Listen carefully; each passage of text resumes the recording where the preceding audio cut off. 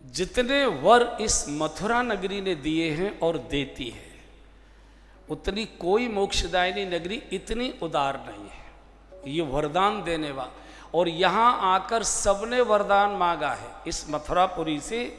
इसी मथुरापुरी में ब्रह्मा जी ने स्वयं आसन लगाकर बैठकर तप किया है, और उस तप के प्रभाव से ब्रह्मा जी को सृष्टि निर्माण के लिए मनु जैसा पुत्र मिला है। मनु महाराज का जो प्राकट्य है वो यहीं इसी मथुरा की पावन भूमि पर ब्रह्मा जी के तप के परिणाम स्वरूप हुआ है, जिसने पहले सृष्टि संकल्प से हुआ करती थी। मनुष्यों के सहयोग से सृष्टि का जो निर्माण का प्रारंभ है ये मनु महाराज और शत्रुपा जी के द्वारा हुआ है।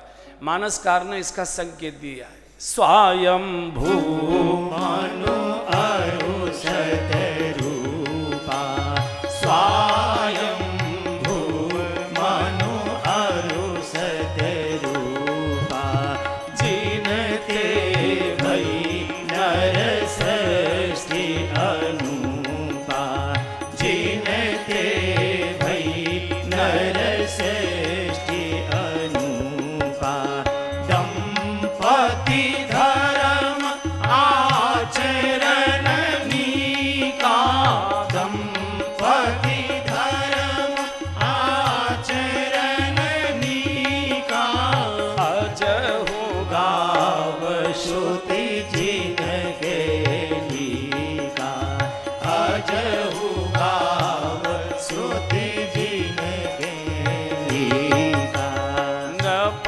उतान पाद सुत जासु, नृप उतान दास सुत जासु, ध्रुव हरि भगत भयउ सुत तासु, ध्रुव हरि भगत भयउ सुत जासु।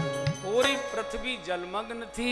विधाता के संकल्प से ये सब हुआ। पहले सृष्टि विधाता के संकल्प से होती थी।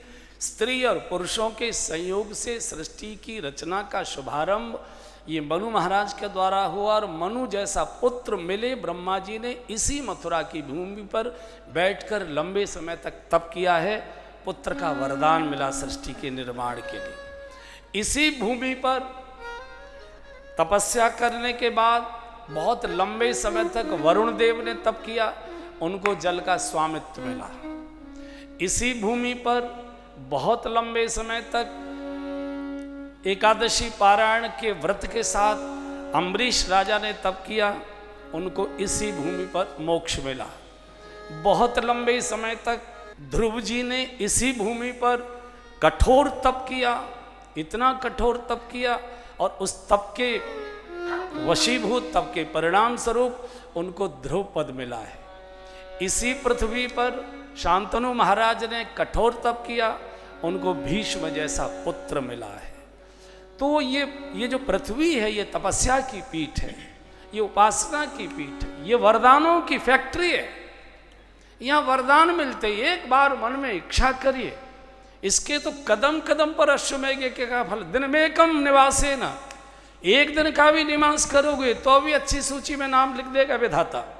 ऐसी मथुरा नगरी कहिए, मधुपुरी कहिए, और जहाँ के अधिपति भगवान स्वयं केशव देव हैं। केशव क्लेश नाशन, सब प्रकार के क्लेशों को नाश करने वाले मथुरा के कोतवाल हैं भूतेश्वर महादेव, जो वज्रनाभ जी ने स्थापित किए थे। केशव देव जी को भी बाद में जब लुप्त हो गए तो केशव देव जी को भी स्थापित वज्रनाभ जी ने ही किया था। गोविंद देव जी का को भी स्थापित वज्रनाभ जी ने ही किया था। हरदेव जी को भी गिरिराज जी में वज्रनाभ ने ही किया था।